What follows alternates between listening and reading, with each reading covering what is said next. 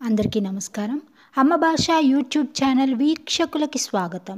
మనం ఈరోజు 6వ తరగతి తెలుగు ఉపవాచకంలోని 4వ పాఠం తెలంగాణ పల్లెలు సంస్కృతి గురించి తెలుసుకోబోతున్నాం. భాషలో యాసల సొగసులు, కట్టుబొట్టులో సాంస్కృతిక విలువలు, పండుగల్లో ఆధ్యాత్మిక పరిమళాలు, పిలుపుల్లో బంధుత్వాల అనుబంధాలు, జాతరల్లో సామూహిక సంబురాలు, చేతల్లో ఆతిథ్యపు సౌరభాలు, ఇక్కడి రైతన్నలు, వృత్తి కార్మికులు అనన్య సామాన్య ప్రతిభా సంపన్నులు, మానవీయ విలువలకు దర్పణాలు. ఒకటేమిటి, పల్లెల్లోని చేను చెలక, గడ్డి గాదం, గొడ్డు గోద, చెట్టు పుట్ట ఇవన్నీ మన సంస్కృతికి చిరునామాలే. వాటిని వారసత్వంగా అందుకుందాం. ఈ పాఠంలోని పరిచయ వాక్యాలు ఇవి. ఈ వాక్యాలు వింటేనే తెలంగాణ పల్లెలు ఎలా ఉంటాయి, వాళ్ళ సంస్కృతి ఎలా ఉంటుంది అనేది మనకు అర్థమవుతుంది. ఇంకొకసారి చూడండి. భాషలో అంటే తెలంగాణ ప్రాంతంలో మాట్లాడుకునేటటువంటి భాషలో యాసల అందాలు, కట్టుబొట్టులో అంటే వస్త్రధారణలో కానీ బొట్టు పెట్టుకోవడంలో కానీ మన సంస్కృతికి సంబంధించినటువంటి విలువలు కనిపిస్తాయి. ఇక వివిధ రకాలైనటువంటి పండుగలు వచ్చినాయి అనుకోండి, భగవంతునికి సంబంధించినటువంటి విషయాల్లో ఆధ్యాత్మిక విషయాల యొక్క పరిమళాలు వెదజల్లుతారు. పరిమళాలు అంటే సువాసనలు. పిలుపుల్లో బంధుత్వాల అనుబంధాలు అంటే కేవలం బంధువులనే కాకుండా అంటే తమ వంశానికి చెందినవారు, తమ కులానికి చెందిన వారినే కాకుండా మిగిలిన వారిని కూడా బంధువుల్లా భావించి అనుబంధంతో ఆత్మీయతతో అక్క బావ అన్న వదిన అంటూ బంధుత్వాల వరుసలు కలుపుకుంటారు. ఇక ఏటేటా లేదా 2 ఏళ్లకు ఒకసారి జరిగేటటువంటి జాతరల్లో వీళ్ళందరూ కూడా సామూహికంగా చేరి ఎంతో ఆనందంగా సంబురాల్ని జరుపుకుంటారు. ఇంటికి ఎవరైనా సరే తిథి వార నక్షత్రాలతో సంబంధం లేకుండా చెప్పకుండా అతిథులు ఎవరైనా వచ్చినట్లయితే వారిని కేవలం మాటల్లోనే కాకుండా చేతల్లో కూడా మర్యాదలు చేసి చూపించుతారు. ఇక్కడి రైతన్నలు అంటే వ్యవసాయదారులు, వృత్తి కార్మికులు కాయకష్టం చేస్తూ జీవించేటటువంటి కార్మికులు వీళ్ళందరూ కూడా చాలా ప్రతిభావంతులు. మానవతా విలువలకు, మానవీయ విలువలకు వీళ్ళందరూ కూడా దర్పణాలు, అద్దాల్లాంటి వారు. ఒక్కటేమిటి, ప్రతిదీ కూడా ఈ తెలంగాణ ప్రాంతంలో కనిపించేటటువంటి చెట్టు కావచ్చు, పశువులు కావచ్చు, చేలు ఇవన్నీ కూడా అంటే ప్రకృతి అంతా కూడా మన సంస్కృతికి చిరునామా లాంటిదే. ఈ ప్రకృతిని, భాషని, యాసని వీటన్నింటినీ కూడా మనం వారసత్వంగా అందుకున్నాము. తాత ముత్తాతల నుంచి మనం వీటన్నింటినీ వారసత్వంగా అందుకున్నాం. మనం అందుకోవడమే కాదు, రేపు మన పిల్లలకి, వారి పిల్లలకి కూడా ఈ పల్లెల యొక్క సంస్కృతిని వారసత్వంగా అందజేయాలి. తెలంగాణ సంస్కృతికి పల్లెలు పట్టుగొమ్మలు. అంటే తెలంగాణ ప్రాంతం యొక్క నాగరికతకు, ఆచార వ్యవహారాలకు పల్లెలు, గ్రామాలే ఆధారాలన్నమాట. ఆట పాట, తెలంగాణ భాష, భాషలోని యాస ఇవన్నీ కూడా ఇప్పటికీ పల్లె ప్రాంతాల్లో, గ్రామ ప్రాంతాల్లో సజీవంగా ఉన్నాయి, జీవంతో ఉన్నాయి. రైతులు, వివిధ వృత్తుల వారు ఒకరికొకరు సహాయ సహకారాలను అందించుకుంటూ బ్రతుకుతారు. పల్లెల్లో ప్రజలందరూ కూడా ముఖ్యంగా వ్యవసాయం మీద ఆధారపడి జీవించేవాళ్ళు. ఊరి మీద చెరువుతో, ఊరి కింద వాగుతో వారు సహజీవనం చేసేవారు. అంటే చెరువుతోనూ ఇంకా వాగు అంటే కొండ కాలువ లేదా సెలయేరు అంటారు. ఈ రెండింటితో కలిసి వారు జీవించేవారు. వివిధ కులాల వారు తమ వృత్తికి సంబంధించినటువంటి వస్తువుల్ని తయారు చేసేవారు. అంటే కుమ్మరి కుండల్ని, మట్టి వస్తువుల్ని తయారు చేసేవాడు. కమ్మరి ఇనుప వస్తువుల్ని తయారు చేసేవాడు. వడ్రంగి చెక్క పని చేసేవాడు. ఇలా వివిధ వృత్తులకు సంబంధించినటువంటి వాళ్ళు వస్తువుల్ని తయారు చేసేవారన్నమాట. వస్తు మార్పిడి జరిగేది. అంటే వారు తయారు చేసిన వస్తువుల్ని అవసరమైన వ్యక్తికి ఇచ్చి ఆ వ్యక్తి దగ్గర ఉన్నటువంటి వస్తువుల్ని వీళ్ళు తీసుకునేవారనమాట. దీన్నే ఆంగ్లంలో బార్టర్ సిస్టమ్ అంటారు. రైతు పండించిన పంటలో అందరికీ కూడా భాగం దక్కేది. పండుగలు, జాతరలు, పెళ్ళిళ్ళు ఇలా ఏవైనా జరిగినప్పుడు అన్ని వృత్తుల వారి భాగస్వామ్యం ఉండేది. అంటే అన్ని వృత్తుల వారు కూడా పనిలో భాగాన్ని పంచుకునేవాళ్ళు. ప్రతి పండుగలో పాట అనేది ఒక భాగమైపోయేదనమాట. ఉదాహరణకి బతుకమ్మ పండుగ తీసుకున్నామనుకోండి, ఆట పాట రెండూ ఉంటాయి. పాట లేని పండుగలు వేడుకలు తెలంగాణలో లేనే లేవు అని చెప్పొచ్చు. కొత్త పంట, కొత్తంత పండుగ లేదు, అత్తంత ఆత్మ లేదు అనేది తెలంగాణలో ఒక సామెత అనమాట. పంట పండగనే ఏంటంటే ప్రతి ఇంట్లో కూడా చేసుకునే పండుగే కొత్త. అంటే సంవత్సరానికి రైతు 2 పంటలు వేస్తాడు. పంట 2 సార్లు చేతికొస్తుంది. కాబట్టి 2 సార్లు ఈ కొత్త పండుగను చేసుకుంటారనమాట. వడ్లను దంచి కొత్త బియ్యాన్ని తీసి వండి 10 మందిని కూడా పిలిచి కడుపు నిండా భోజనం పెట్టి పంపడమే ఈ కొత్త పండుగ. ఏడాదిలో అంటే సంవత్సరంలో 2 సార్లు పంటను తీస్తారు కాబట్టి కొత్త పండుగను కూడా 2 సార్లు చేసుకుంటారు. యాసంగి కొత్తకు కూరగాయలు కరువు, వానకాలం కొత్తకు పచ్చటాకులు కరువు అంటారు. యాసంగి అంటే ఏంటంటే వేసవి. యాసంగి పంట ఏప్రిల్ మే నెలల్లో చేతికొస్తుంది. కాబట్టి అప్పుడే ఈ కొత్తను పెట్టుకుంటారనమాట. అప్పుడు నీళ్లు లేక కూరగాయలు దొరకవు. అంటే వేసవి కాలము నీళ్ల కొరత ఉంటుంది కదా, చెరువులు కాలువలు ఎండిపోతాయి. కాబట్టి కూరగాయలు దొరకవట. కానీ వేసవి కాలంలో ఏంటంటే మోదుగాకులు బాగా దొరుకుతాయి. మోదుగాకులు దొరకడం వల్ల పచ్చటి విస్తరలకు మాత్రం కరువు ఉండదు. వానకాలంలో ఏంటంటే నీళ్లు పుష్కలంగా ఉండి కూరగాయలు బాగా పండుతాయి, కూరగాయలు దొరుకుతాయి. కానీ పచ్చటి మోదుగాకులు దొరక్క విస్తరాకులకు కరువు ఏర్పడుతుందన్నమాట. ఇప్పుడంటే గిర్నీలు వచ్చాయి. అంటే ఏంటి, రైస్ మిల్లులు వచ్చాయి కాబట్టి బియ్యం సులువుగా దొరుకుతుందనమాట. కానీ ఒకప్పుడు ఏంటంటే వడ్లను ఇంట్లోనే దంచి బియ్యాన్ని తీసేవాళ్ళు. కొత్త పండుగ రోజు వడ్లను దంచుతూ 66 రోకండ్లు 6 కుందెళ్ళు, 36 రోకండ్లు 3 కుందెళ్ళు, రారమ్మ చెలులారా రాజనాలు దంచా, రాజనాలు దంచినారు రాసి ఊసినారు, అడ్డాగొప్పుల వారు 2 యారండ్లు, రామ లక్ష్మణులాది లగ్గమెల్లుండి అని పాట పాడేవాళ్ళంట. మనకి ఇప్పుడున్నట్లుగా వాళ్ళకి రైస్ మిల్లులు లేవు, గిర్నీలు లేవు అని చెప్పుకున్నాం కదా. మరి వాళ్ళు వడ్లను ఏ విధంగా దంచేవాళ్ళంటే రోట్లో వడ్లను పోసి రోటి మీద కుందెన పెట్టేవాళ్ళంట. ఎందుకంటే వడ్లు చింది బయట పడకుండా ఆ కుందెంలో రోకలి పెట్టి దంచేవాళ్ళు. అలా దంచుతూ పాట పాడేవాళ్ళు. ఎలా, స్నేహితులందరూ రండి, చెలులారా రండి, రాజనాలు దంచుదాము. రాజనాలు అంటే మంచి వరి, మంచి బియ్యాన్ని దంచుదాము అని అంటూ స్నేహితులందరినీ పిలిచి దంచేవారట. అలా దంచగా వచ్చినటువంటి బియ్యాన్ని కుప్పలుగా పోసేవారు. ఎవరు అంటే అడ్డాగొప్పుల వారైనటువంటి 2 యారండ్లు. యారండ్లు అంటే తోటికోడళ్ళు. వాళ్ళు స్నేహితులను అందరినీ పిలిచి వడ్లని బియ్యంగా దంచేవారు. ఎందుకు దంచారట? రామలక్ష్మణులది ఎల్లుండి పెళ్ళట, దానికోసం మరి భోజనాలు పెట్టాలి కదా, దంచుదాం రండి అని దంచేవారట. రోట్లో వడ్లు పోసి కుందెన పెట్టి రోకండ్లతో దంచుతూ ఒకరు పాట పాడుతుంటే ఏంటంటే మిగిలిన వారు ఆ పాటని అందుకుంటారు. ఇప్పుడంటే ఏంటంటే మనకి కడుపు నిండా తిండి దొరుకుతుంది, భోజనం దొరుకుతుంది. కాబట్టి మనకి ఆకలి విలువ తెలియదు, ఆ తినే అన్నం విలువ కూడా తెలియడం లేదనమాట. కానీ కడుపు నిండా అన్నం దొరకనటువంటి ఆ కాలంలో ప్రజలకు ఈ కొత్త అనేది ఒక పెద్ద పండగ అనమాట. ఆ రోజు 5 రకాల కూరలతో ఆ ఇంట్లో ఉన్నటువంటి, అంటే ఆ కుటుంబంలో ఉన్నటువంటి వ్యక్తులే కాకుండా ఇంటి చుట్టుపక్కల వాళ్ళను కూడా పిలిచేవాళ్ళు. అలా పిలిచి బంతి కూర్చునేవాళ్ళు అనమాట. బంతి కూర్చోవడం అంటే ఏంటంటే కింద చక్కగా చాపలు పరిచి ఆ చాపల మీద కూర్చునేవాళ్ళు. ఎదురుగా విస్తరి పెట్టి విస్తరి నిండా అన్నం పెట్టేవాళ్ళు అనమాట. ఆ అన్నం పెట్టుకున్న తర్వాత ఆ అన్నాన్ని తింటూ పేరు పేరున ఏం చెప్పేవారు? అవ్వా తింటున్నా, అక్క తింటున్నా, నాయనా తింటున్నా అనుకుంటూ అందరికీ చెప్పి మారన్నం పెట్టుకునేవాళ్ళు అనమాట. మారన్నం అంటే ఏంటంటే రెండోసారి పెట్టుకునే అన్నం అనమాట.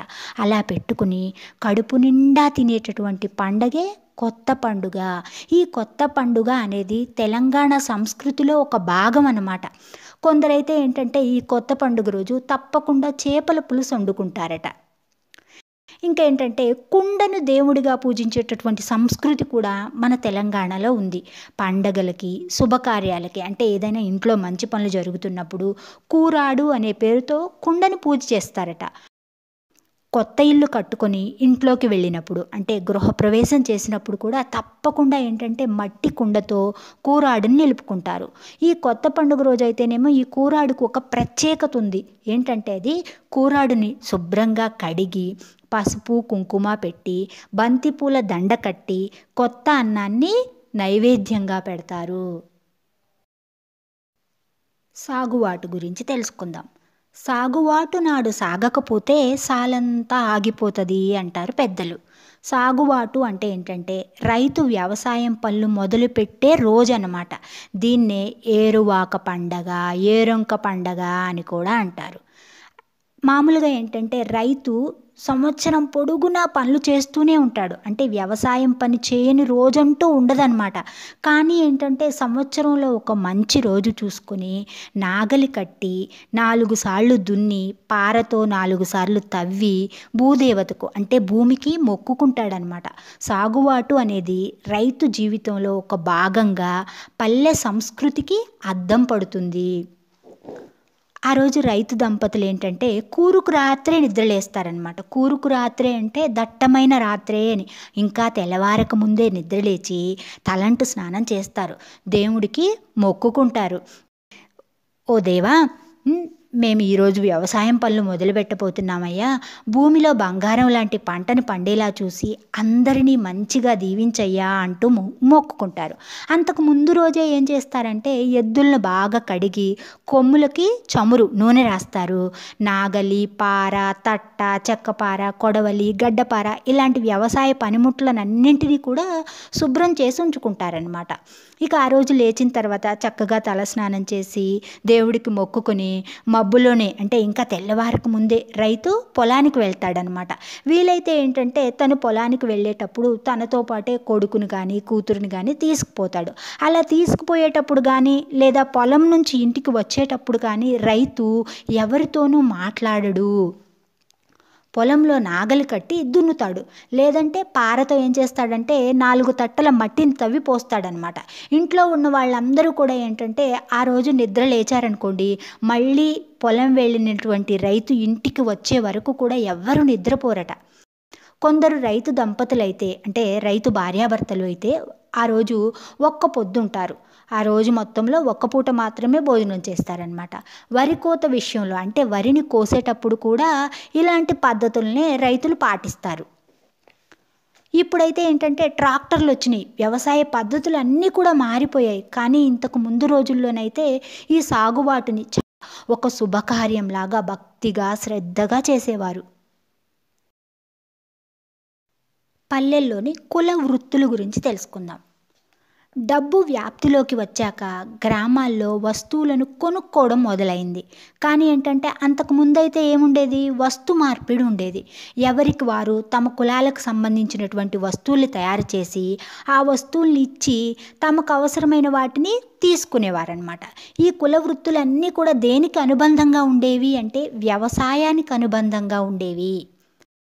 రైతుకు కావలసినటువంటి నాగండ్లని, గొర్రులని, ఇతర కర్ర పనిముట్లను అంటే వ్యవసాయ పనిముట్లను అన్నింటినీ కూడా వడ్రంగి వాళ్ళు తయారు చేసేవాళ్ళు అనమాట. వడ్రంగి వాళ్ళు అంటే చెక్క పని చేసేవాళ్ళు, వీళ్ళు తయారు చేసేవాళ్ళు. ఇంకా కర్రు, కొడవలి, పార, గడ్డపార, బండి కమ్ములు మొదలైనటువంటి ఇనుప వస్తువులనేమో కమ్మరి వాళ్ళు తయారు చేసి రైతుకి ఇచ్చేవారు. ఇంకా కుండ, గురిగి అంటే మట్టి వస్తువులు అనమాట. పటువ, ఎసుల, కాగు, గూన ఇలాంటి మట్టి వస్తువులన్నింటినీ కూడా కుమ్మరి వాళ్ళు తయారు చేసి ఇచ్చేవాళ్ళు. బంగారు నగలనైతేనేమో ఔసుల వాళ్ళు అంటే కంసాలి వాళ్ళు తయారు చేసేవారనమాట. ఇంకా మంగళి వాళ్ళేమో సవరం పని చేసేవాళ్ళు, అంటే క్షవరం చేయడం అలాంటివి చేసేవారు. పద్మశాలి వాళ్ళు ఏం చేసేవాళ్ళు అంటే బట్టల్ని నేసేవాళ్ళు అనమాట. ఇక మేదరి వాళ్ళు, ఎరుకల వాళ్ళు వీళ్ళేమో తట్టల్ని బుట్టల్ని అల్లేవాళ్ళు. బట్టలనేమో మేరవాళ్ళు కుట్టేవాళ్ళు అనమాట. కోమటి వాళ్ళు ఏంటంటే అందరికీ కావలసినటువంటి ఇతర సరుకుల్ని అమ్మేవాళ్ళు. రైతులు ఏం చేసేవాళ్ళు, వీళ్ళ నుంచి తనకు కావలసినటువంటి వస్తువులన్నింటినీ తీసుకొని పొలం దున్ని పంటను పండించేవాళ్ళు. ఇలా పండించినటువంటి పంటని అన్ని కులాల వారికి కూడా ఎరం పేరుతో పంచేవారు. ఎరం అంటే ఏంటంటే చాకలి మొదలైనటువంటి వారికి ధాన్యాదుల రూపంలో ఇచ్చేటటువంటి ప్రతిఫలం. ఇక్కడ చాకలికనే కాదు, తను తీసుకున్నటువంటి వస్తువులకి ప్రతిఫలంగా ఈ ధాన్యాన్ని ఎరం పేరుతో రైతు అందరికీ కూడా అన్ని కుల వృత్తుల వాళ్ళకి కూడా పంచేవారు. ఈ ధాన్యాన్ని ఆయా కులాల వారు తమ తిండికి సరిపోను నిల్వ చేసుకుని, అంటే సంవత్సరానికి సరిపడా తమ ఆహారానికి సరిపోయేంత నిల్వ చేసుకొని మిగతాది ఏం చేసేవారంటే షావుకారికి అమ్మేసి తమకు కావలసినటువంటి ఇతర వస్తువుల్ని తీసుకునేవాళ్ళు. రైతు మాత్రం ఏ వస్తువును కొనే అవసరం లేకుండా వివిధ రకాలైనటువంటి పంటల్ని పండించేవాడనమాట తన పొలంలోనే. నూనె కోసం పల్లికాయలు అంటే వేరుశనగ కాయలు, నువ్వులు, కుసుమలు పండించేవాడనమాట. అంటే వాటిని గానుగ పట్టితే ఆయిల్ నూనె వస్తుంది కదా, అటు మనుషులకు నూనె వచ్చేది, ఇటు పశువులకి మేత కూడా దొరికేదట. మేత ఏ విధంగా దొరికేది అంటే పల్లిపప్పులు, నువ్వులు, కుసుమలు ఇవి గానుగలో వేసినప్పుడు వచ్చిన నూనెనేమో వంట నూనెగా వాడుకునేవారు. మరి ఆ పిప్పి వస్తుంది కదా, ఆ ధాన్యాదుల యొక్క పిప్పి పశువులకి మేతగా ఉపయోగపడేది. చెరుకు పండించేవాడు, ఆ చెరుకు నుంచి బెల్లాన్ని తీసేవాళ్ళు. బెల్లం ఏంటంటే తీపి వంటకాలకు అన్నిటికీ కూడా ఉపయోగపడేది. అన్ని రకాల కూరగాయల్ని కూడా రైతులు పండించేవారు, అవి వంట కోసం ఉపయోగపడేవి. పసుపు, మిర్చి, ఆవాలు, జీలకర్ర ఇలాంటి దినుసులన్నీ కూడా రైతులు పండించేవాళ్ళు. డబ్బుతో పని లేకుండా తమ దగ్గర ఉన్నది ఇచ్చి తమకు అవసరమైంది తీసుకునేవారనమాట. ఇది కాకుండా ఏంటంటే వ్యవసాయంతో కుల వృత్తులతో సంబంధం లేని కళాకారులు కూడా ఆ ఊర్లలో ఉండేవారు. వారు తమ కళల నైపుణ్యాలతో అంటే వాళ్ళ కళల యొక్క పనితనంతో నేర్పరితనంతో ప్రజల్ని మెప్పించేవాళ్ళు, అంటే ప్రజల్ని సంతోషపరిచేవాళ్ళు. అప్పుడు వారి వద్ద నుంచి తమ అవసరాలకు సరిపోను వస్తువుల్ని ధాన్యాన్ని వాళ్ళు సేకరించేవారనమాట. డబ్బు ప్రచారంలోకి వచ్చిన తర్వాత ఏంటంటే ప్రజల మధ్య ఈ సంబంధ బాంధవ్యాలన్నీ కూడా తెగిపోయాయి. వాళ్ళందరూ ఎలా ఆలోచించడం మొదలుపెట్టారు అంటే ప్రతి వస్తువుల్ని కూడా రూపాయల్లో కొలిచే పద్ధతి మొదలైంది. అంటే ప్రతి వస్తువుల్ని కూడా ఇది అమ్మితే ఇన్ని డబ్బులు వస్తాయి, ఇన్ని రూపాయలు వస్తాయి అని కొలిచేటటువంటి పద్ధతి మొదలైంది అని చెప్పొచ్చు. పాడి ఊర్లో 4 పాడి బర్రెలుంటే చల్ల చమురు ఊరందరికీ పంచబడేది. ఊర్లో ఏంటంటే పాడి బర్రెలు అంటే పాడి గేదెలు అనమాట, పాలు ఇచ్చేటటువంటి పశువులు. అవి ఉన్నాయనుకోండి, మజ్జిగకి కానీ నెయ్యి, వెన్న వీటన్నిటికీ కూడా ఊరందరికీ పంచేవాళ్ళట. బర్రెల పాలను పిండి పిడకలతో అగ్గి చేసి కుండల్లో కాగబెట్టేవాళ్ళు.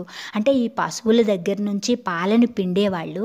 ఆ పిండినటువంటి పాలనేమో చక్కగా కుండల్లో పోసి పొయ్యి మీద పెట్టి, ఇప్పుడు మనం చేస్తున్నట్టు గ్యాస్ స్టవ్లు ఇలా కాదమ్మా, చక్కగా కట్టెల పొయ్యి మీద పెట్టేసి ఆ పొయ్యిలో ఏం పెట్టేవాళ్ళు, ఈ పశువుల పేడతో తయారు చేసినటువంటి పిడకలు ఉంటాయి కదా, ఆ పిడకల్ని పెట్టి మంట రాజేసి కాగబెట్టేవాళ్ళు అనమాట ఆ పాలని.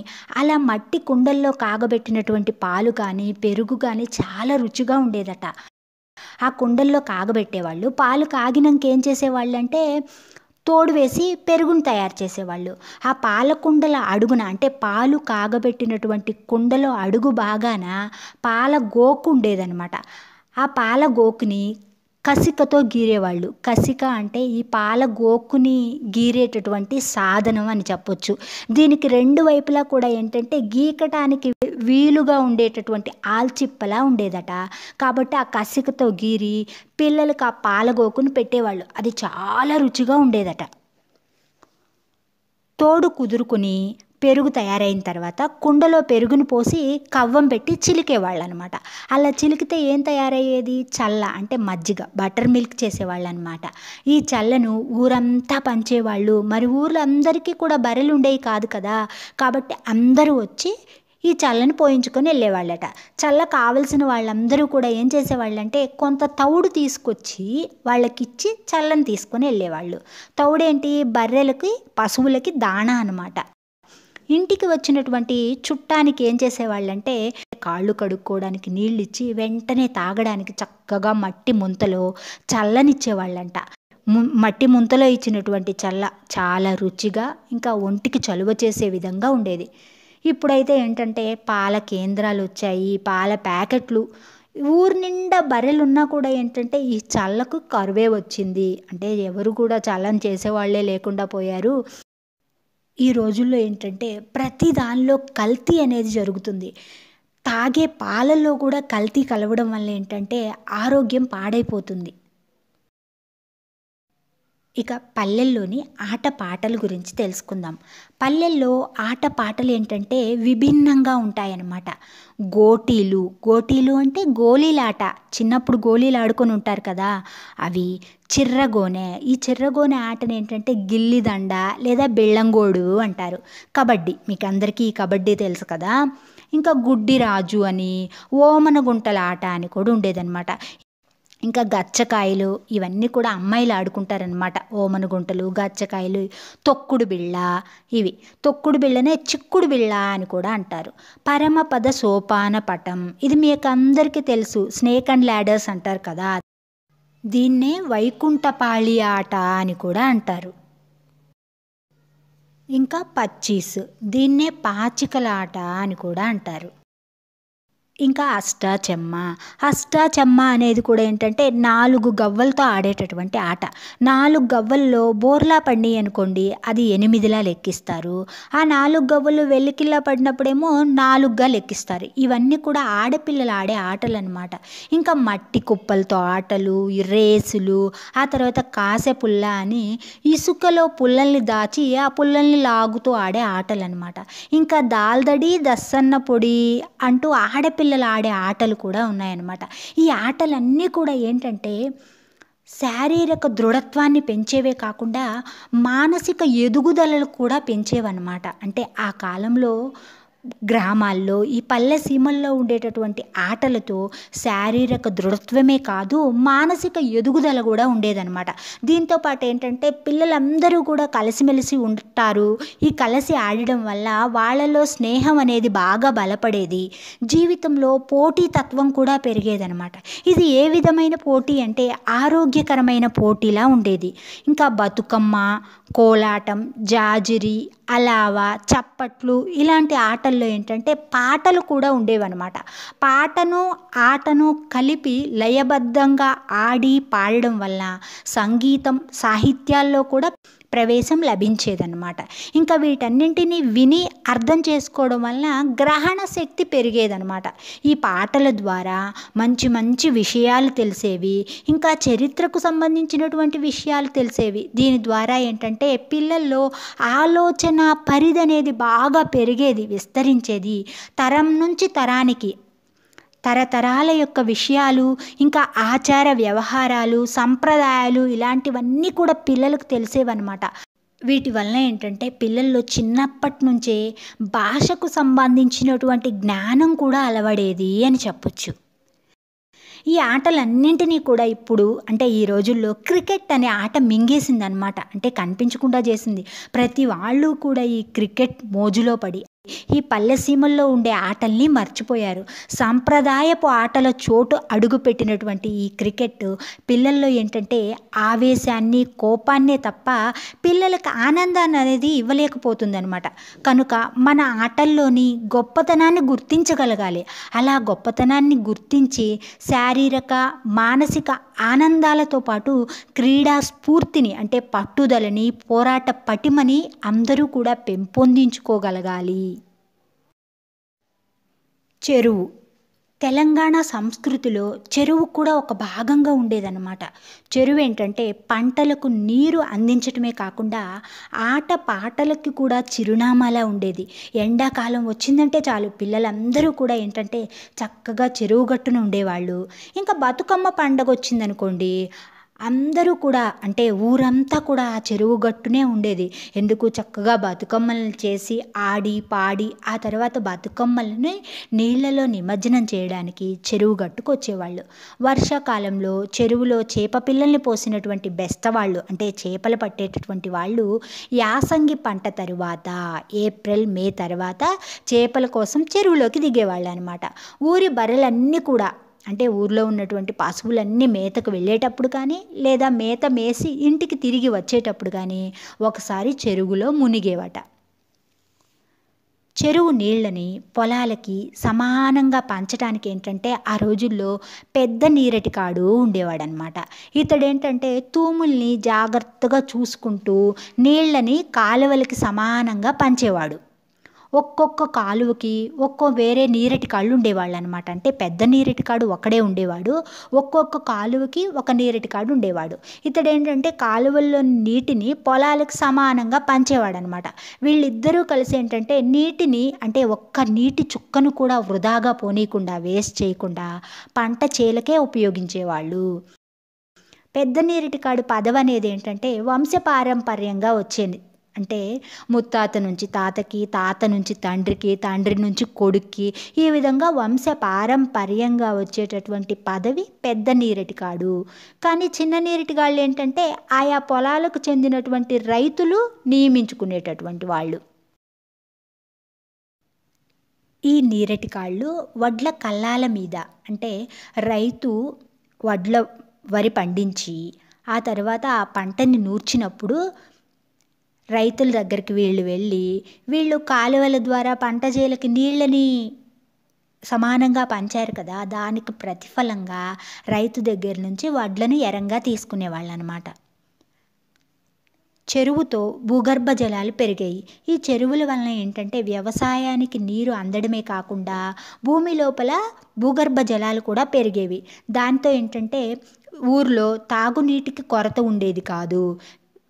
పూర్వకాలంలో ఏంటంటే పిల్లనివ్వాలి అనుకోండి, అంటే ఆ ఊరి మగపిల్లవాడికి ఆడపిల్లనివ్వాలి అనుకున్నారనుకోండి, ఆడపిల్ల తల్లిదండ్రులు మొదటగా అడిగే ప్రశ్న ఏంటి అంటే మీ ఊర్లో చెరువు ఉందా లేదా అని అడిగేవారట. అంటే చెరువు ఉంటే ఆడపిల్లని ఎటువంటి సంకోచం లేకుండా ఇవ్వచ్చు అనే ఉద్దేశంతో అడిగేవారు. అంటే చెరువుకున్నటువంటి ప్రాధాన్యత ఎంతటితో ఈ పదంతో మనకు అర్థమవుతుందన్నమాట.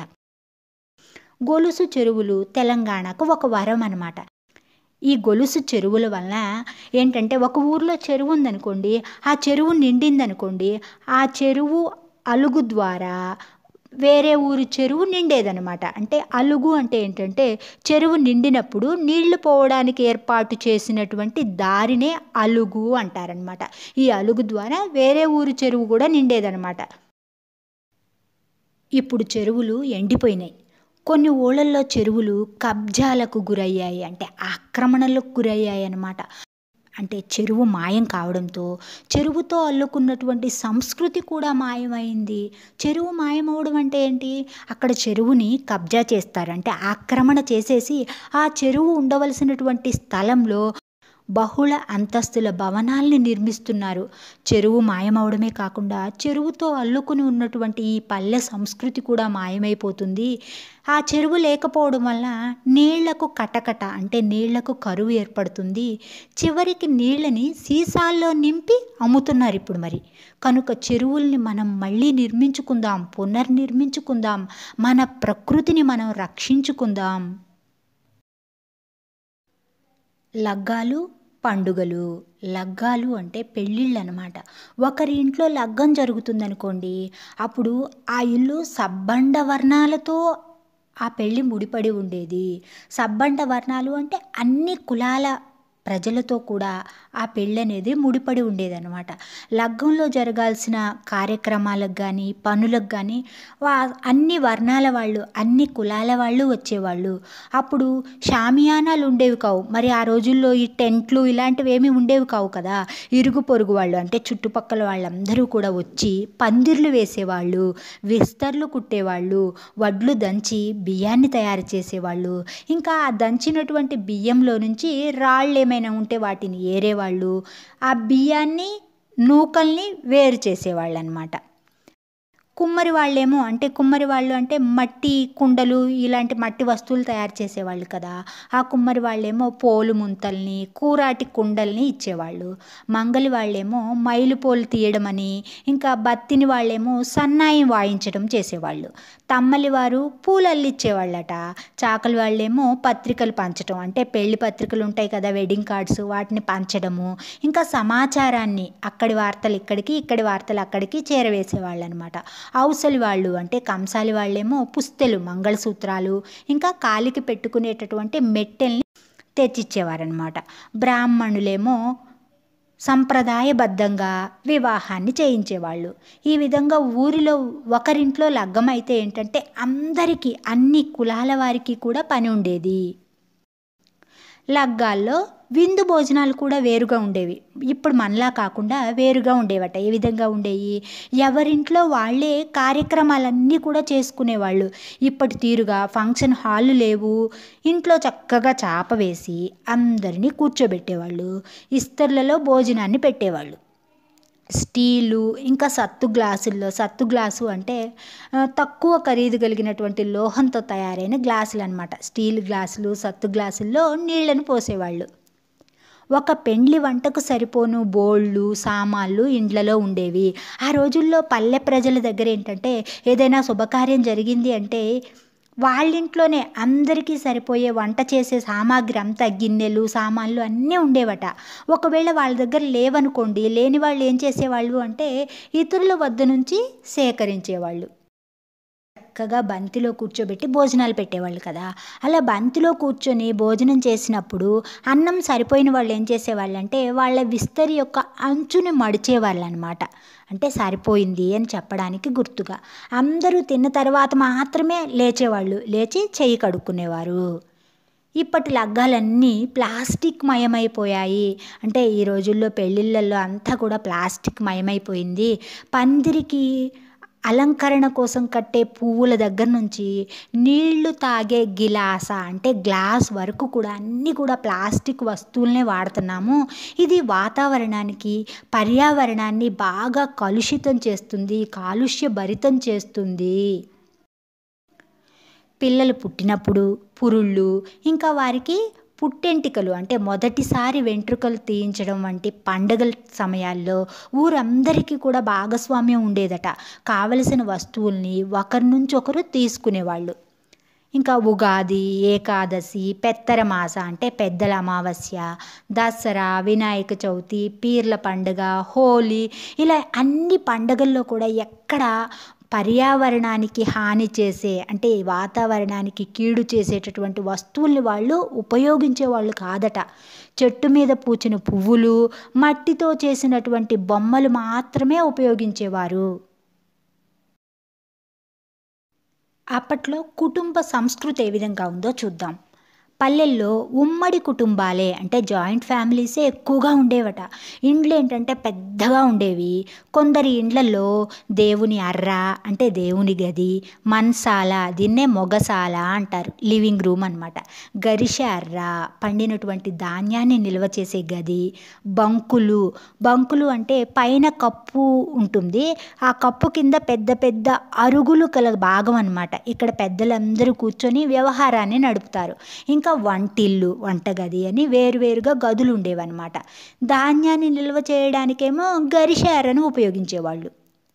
ఇంట్లో తాతలు, అమ్మమ్మలు, నాయనమ్మలు, పెద్దమ్మలు, చిన్నమ్మలు, పెదనాయనలు, చిన్నాయనలు, అత్తమ్మలు, మామయ్యలు ఇలా అందరూ కలిసి ఒకే చోట ఉండేవారన్నమాట. అందుకే దాన్ని ఉమ్మడి కుటుంబం అన్నాం. కుటుంబ పెద్ద అవ్వనో నాయనో ఉండేవాడు. ఎవరు ఏం పని చేయాలనో ఆ కుటుంబ పెద్దే చెప్పేవాళ్ళు అనమాట. చిన్నపిల్లల్ని పొద్దంతా పట్టుకొని ఉండడానికి ఇంట్లో అవ్వో తాతో ఉండేవాళ్ళు అనమాట. వాళ్ళు పిల్లలకి ఏంటంటే చక్కగా ఆటలు, కథలు, పాటలు ఇవన్నీ కూడా నేర్పించేవాళ్ళు. ఇంకా ఇవే కాకుండా రామాయణం, భారతం వంటి పురాణ కథల్లోని నీతిని బోధించేవాళ్ళు అనమాట. అంటే నీతి కథలు చెప్పేవాళ్ళు. ఏది తప్పు ఏది ఒప్పు అనేటటువంటి విషయాల్ని చిన్నప్పటి నుంచే వివరంగా చెప్పేవాళ్ళు. పొద్దున్నో సాయంత్రమో తీరిక వేళల్లో అందరూ అంటే కుటుంబంలోని వ్యక్తులందరూ కూడా ఒకచోట కూర్చుని మంచి చెడ్డలు చెప్పుకునేవారనమాట.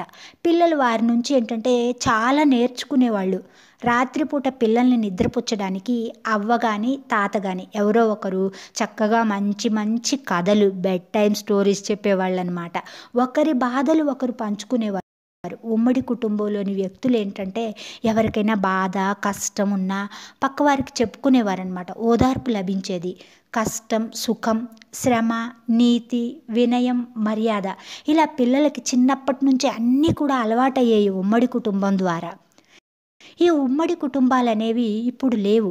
ఉమ్మడి కుటుంబాలు పోయి వ్యక్తిగత కుటుంబాలు వచ్చాయన్నమాట. ఆ వ్యక్తిగత కుటుంబాలు వచ్చాక ఏంటంటే మనుషులందరూ కూడా అందరూ ఉన్నా కూడా ఒంటరి వారైపోయారు. ఇంతకు ముందు కాలంలో కష్ట సుఖాలను పంచుకోవడం మంచి చెడ్డలను చెప్పుకోవడం అనే సంస్కృతి ఇప్పుడు దాదాపుగా కనుమరుగైపోయింది.